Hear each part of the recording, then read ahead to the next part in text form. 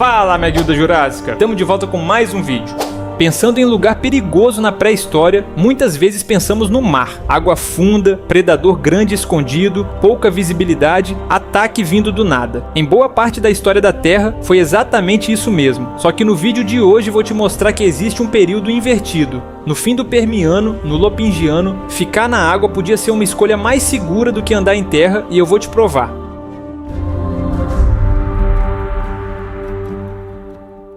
O Lopingiano é a última época do Permiano. Ele vai de 259 a 251,9 milhões de anos atrás e encosta direto no começo do Triássico. O planeta já era outro. A Lua ficava mais perto da Terra do que hoje, e isso mexia com marés e com o ritmo do dia. Vários estudos sugerem dias mais curtos, em torno de 22 horas. A geografia também parecia de outro planeta. Quase toda a terra firme ficava grudada num bloco gigantesco chamado Pangeia. Áreas que hoje viraram África, América do Sul, América do Norte, Antártida, Índia, Austrália e parte da Europa ficavam conectadas. No meio e nas bordas desse supercontinente existiam mares grandes, como o Tétis e o Paleotétis. Só que o grande destaque era o Pantalassa, um oceano enorme que cobria mais de 60% da superfície do planeta. Em tamanho, ele passava de longe qualquer oceano atual. Com um oceano desse tamanho, a gente espera um monte de superpredador dominando tudo. Só que no Permiano tardio, o mar parece ter sido mais calmo quando o assunto é megafauna.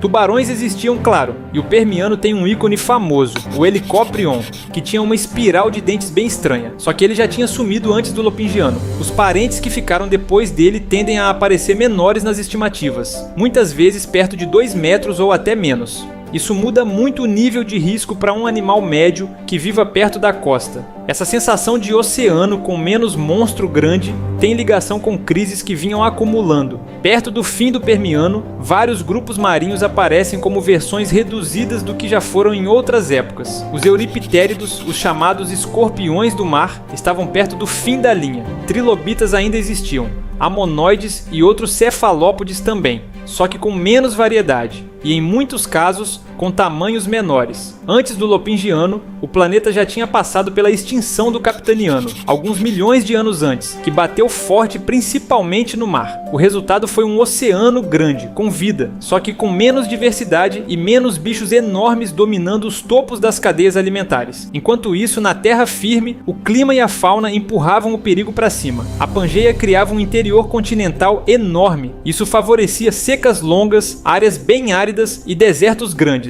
Em várias regiões, o calor era pesado, com estimativas que colocam partes do mundo com temperaturas muito altas por longos períodos. O ambiente terrestre também passou por mudanças depois do Capitaniano. A recuperação em terra pode ter sido mais rápida em alguns lugares, e isso abriu espaço para um grupo virar o destaque entre os predadores, os gorgonopsídeos. Os gorgonopsídeos eram terápsidos, parentes distantes da linha que mais tarde leva aos mamíferos. Eles tinham crânios alongados, dentes afiados e caninos grandes que lembram por fora a ideia de um dente de sabre. Só que aqui a gente está falando de um mundo bem mais antigo do que qualquer felino dente de sabre. Em vez de leões e tigres, o topo da cadeia em muitos lugares tinha esses terápsidos andando em terra seca, caçando outros animais do Permiano tardio. Um dos nomes que mais chamam a atenção é o Inostrancevia. Ele aparece como um dos maiores gorgonopsídeos conhecidos. Algumas estimativas colocam ele com até 3,5 metros de comprimento e algo perto de algumas centenas de quilos, com variação entre indivíduos e espécies próximas. O corpo era robusto, com membros que sugerem boa força e boa velocidade para ataques curtos. Os caninos superiores podiam chegar perto de 15 centímetros em algumas descrições, com curvatura e bordas que ajudavam a cortar. Isso aponta para um tipo de ataque focado em ferir rápido e causar muito sangramento. E esses predadores apareciam em mais de um lugar. A Rússia tem registros importantes de gorgonopsídeos, e a África do Sul também. Na África, um grupo chamado Rubidgeíneos chama a atenção por espécies grandes. Um exemplo famoso é o Rubidia atrox, com estimativas perto de 3 metros. Alguns crânios têm protuberâncias ósseas e regiões bem reforçadas, o que pode ter ajudado em disputas e em impactos. Em relação à força de mordida, aparecem valores estimados na faixa de 700 e poucos newtons em alguns estudos, algo parecido com um lobo moderno. Mesmo assim, dentes longos e cortantes mudam o efeito final no ataque.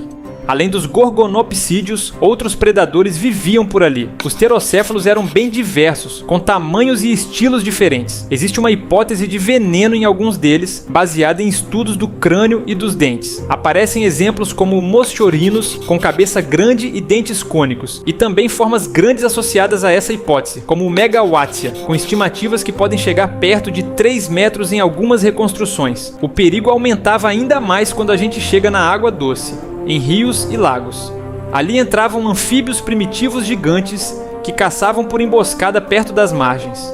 No sul da África, um exemplo é o Uranosentrodon, citado com comprimentos perto de 4 metros em algumas estimativas. Em regiões da Rússia, aparecem formas grandes como melossauros, em torno de 3 metros. A ideia é simples: você vai beber água, você cruza uma margem baixa e um bicho grande pode atacar num salto curto. Aí a história chega no colapso do fim do Permiano. Por volta de 252 milhões de anos atrás, o planeta entra na extinção do Permiano tardio, que chamamos de a Grande Morte. Uma das principais causas é o vulcanismo das armadilhas siberianas, com derrames enormes de lava e muita liberação de gases, como CO2 e compostos de enxofre. Isso bagunça o clima, piora o calor em várias regiões e muda a química do oceano e da atmosfera. Também entram cenários com menos oxigênio em algumas fases e danos na camada de ozônio em certas regiões, o que aumenta a radiação ultravioleta na superfície. Os números gerais dessa extinção são pesados, com estimativas que falam em cerca de 57% das famílias e 83% dos gêneros sumindo.